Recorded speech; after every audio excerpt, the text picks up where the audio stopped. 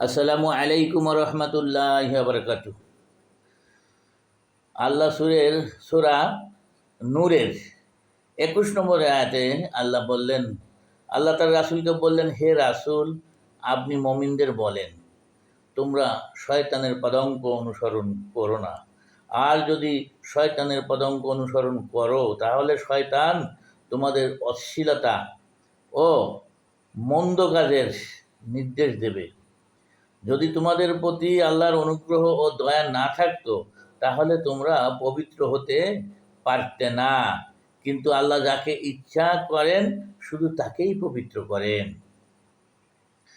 পরবর্তী 22 নম্বর আয়াতে আল্লাহ বললেন, তাদের বলুন, তোমাদের মধ্যে যারা মর্যাদাবান, ধন সম্পদের অধিকারী, মালিক, তারা যেন কখনো এমন কসম না করে যে তারা নিকট আত্মীয়দের, মিসকিনদের ও আল্লাহর পথে জিহাদকারীদের কোনো কিছু সাহায্য করবে না।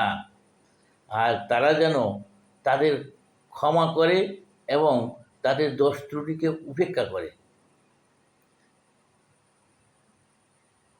তোমরা কি পছন্দ করো না?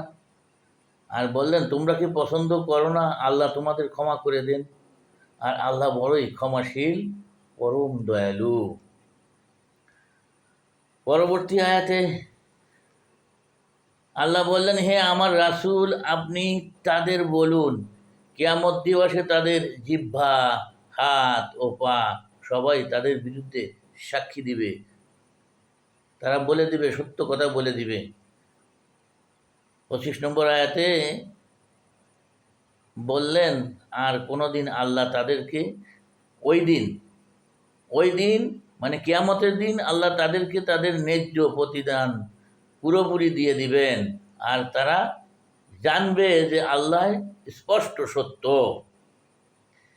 এবং 26 নম্বর আয়াতে আল্লাহ বললেন, হে রাসূল, চরিত্রহীন নারী ও পুরুষ, চরিত্রহীন পুরুষ ও নারীদের জন্য, আর চরিত্রবান নারী ও পুরুষ হলো চরিত্রবান পুরুষ ও নারীদের জন্য।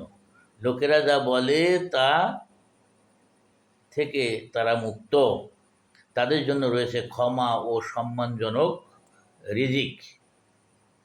আশা করি বুঝতেই পারছেন।